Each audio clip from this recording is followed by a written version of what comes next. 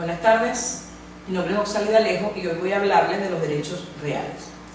Los derechos reales, sobre los derechos reales hay muchas definiciones, sin embargo podemos decir que simplemente es una relación entre el sujeto y la cosa, donde el sujeto tiene la potestad de utilizar esa cosa y obtener todos los beneficios posibles que ésta le pueda prestar sin intervención de terceros. También, revisando el material, observamos algunas definiciones donde todas coinciden en decir que los derechos reales tienen una estructura interna, que es el sujeto y la cosa, y también la otra parte sería el poder, que es la autoridad o la potestad que tiene la persona de disponer de esa cosa para su beneficio. Igualmente conseguimos concepciones que hablan sobre los derechos reales. Por ejemplo, la concepción clásica, que dice que las relaciones jurídicas es una relación directa e inmediata entre el sujeto y la cosa. A esta se le critica el hecho de la idea de la relación directa entre el sujeto y la cosa. De allí que surge una segunda concepción, que es la concepción obligacionista. La concepción obligacionista dice que no puede existir una relación directa entre sujeto y cosa, ya que el derecho subjetivo dice que las relaciones solamente se dan entre personas. Por lo tanto, esta concepción obligacionista dice que sostiene que la relación que surge de los derechos reales, las obligaciones que surgen de los derechos reales tienen que ser hechas entre personas, un sujeto pasivo y un sujeto activo. A esta también se le critica el hecho de que señale el sujeto pasivo. ¿Por qué? Porque no está expresamente determinado.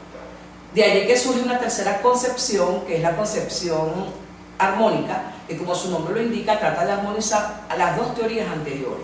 Ella se fundamenta en dos elementos estructurales de los derechos reales y habla de una estructura interna, que es la relación sujeto-cosa, y una relación externa, que son las obligaciones.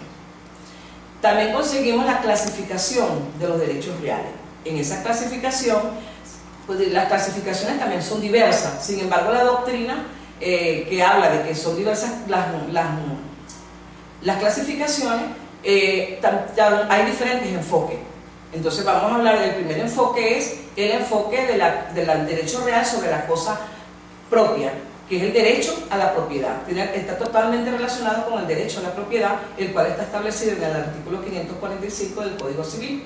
También hace mención al derecho real sobre la cosa ajena, y es cuando a una persona el derecho subjetivo le permite utilizar o beneficiarse de una cosa que no le pertenece, de una cosa ajena, como por ejemplo el usufructo y las servidumbres. Son ejemplos de esa clasificación de las cosas, de los derechos reales sobre cosas ajenas.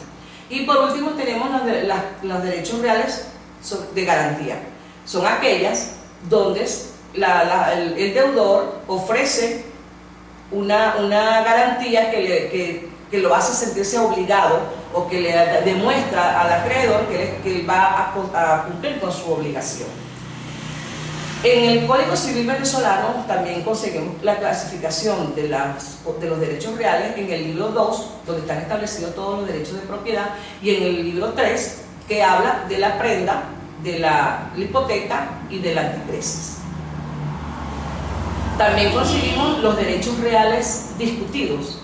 Los derechos reales discutidos son aquellos que según la doctrina poseen todas las características para ser derechos reales, pero sin embargo no lo son. Entre ellos tenemos el derecho real de arrendaticio y el derecho real de retención. Por último tenemos entonces los derechos reales, tenemos unas figuras intermedias entre el derecho real y los derechos de crédito.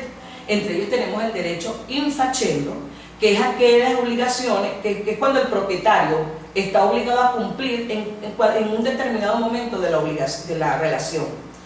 Y el derecho pro terreno es aquel donde las relaciones jurídicas son de obligatorio cumplimiento, sin importar el sujeto pasivo que tenga derecho sobre el bien, y que esto se pueda transmitir o extinguir cuando se transmitan o se extingan esos derechos reales. Tenemos, por ejemplo, un ejemplo de eso, del caso de los derechos reales Procter Rey. Son aquellos, por ejemplo, les voy a hablar del caso de un hermano. Él hace poco compró una vivienda. Al tiempo de estar viviendo en su casa, le llega un recibo de llegar las compañías de luz eléctrica a cortarle la luz.